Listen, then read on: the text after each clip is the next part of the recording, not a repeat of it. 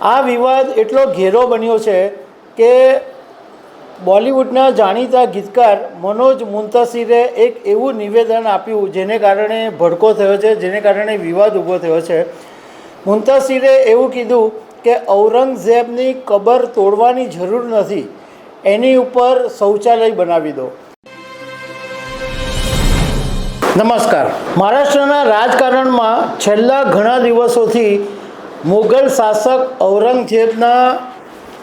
ઔરંગઝેબને લઈને એક મોટો વિવાદ ચાલી રહ્યો છે અને એ વિવાદ હવે મહારાષ્ટ્રથી નીકળીને ઉત્તર પ્રદેશ સુધી પહોંચ્યો છે.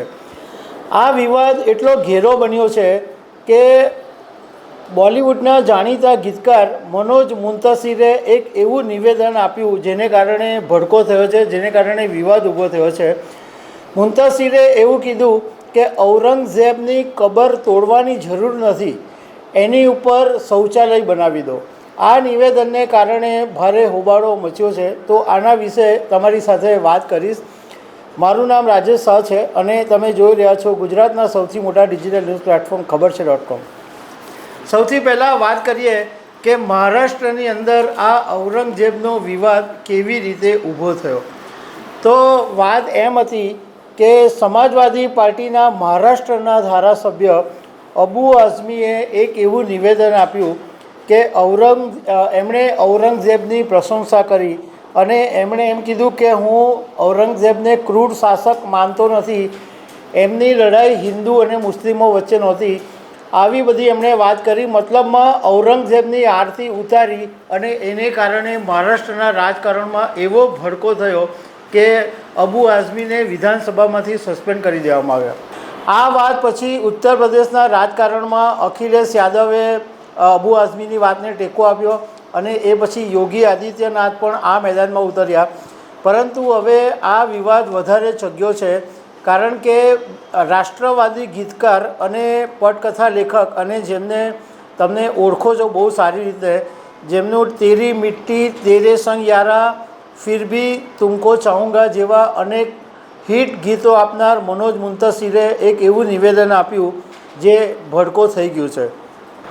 એમણે મનોજ મુંતશિરે એવું કીધું કે આજે દેશભરની અંદર અવાજ ઉઠાવવામાં આવી રહ્યો છે કે મહારાષ્ટ્રના છત્રપતિ સંભાજીનગરમાં બનેલી ઔરંગઝેબની જે કબર છે એને દૂર કરવી જોઈએ.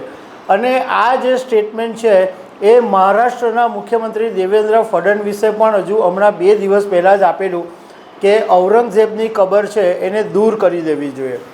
મુંતશિરે કીધું કે હું આ માંગણીનો વિરોધ કરું છું.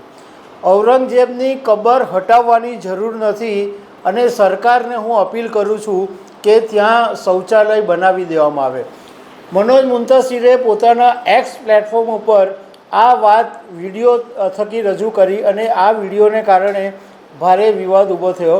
મનોજ મુંતશિરે આગળ એવું કીધું કે આપણે બધા સનાતનીઓ ભેગા થઈને આ દુષ્ટ હત્યારાના હાડકાં ઓગાળવા માટે કમસે કમ યુરિયા અને મીઠું તો આપણે દાનમાં આપી જ શકીએ. અને શિવાજી અને રાણાને પિતા કહેવામાં આવે છે અને ભારત આપણા પિતાનું હતું અને રહેશે.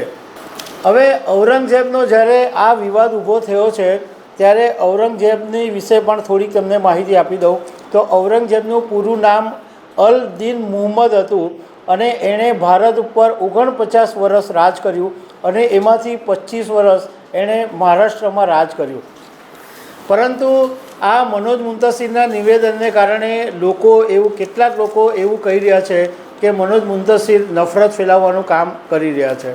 તો દર્શક મિત્રો, આવી અનેક વાતો સાથે અમે તમને મળતા રહીશું. Thank you very much.